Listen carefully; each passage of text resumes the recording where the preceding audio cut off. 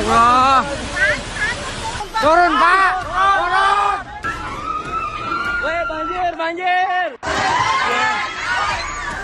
Kita ini masih harus siaga karena hujan seperti ini masih bisa terulang lagi sampai tanggal 11 Maret. Rosi banjir, petaka gagal tata kelola. Kamis 6 Maret pukul setengah 9 malam. Live di Kompas TV.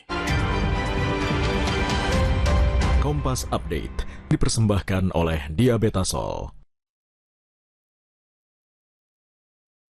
Saatnya saudara Anda menyaksikan Kompas Update. Akibat mengalami pecah ban, sebuah truk terguling di Jalan Tol Layang Makassar, Sulawesi Selatan.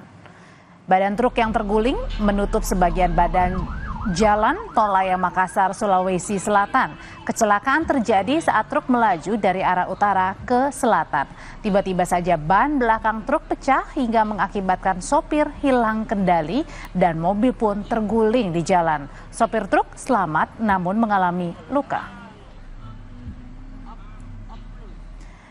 Terima kasih sudah menyaksikan Kompas Update. Program Sapa Indonesia Malam kami lanjutkan kembali.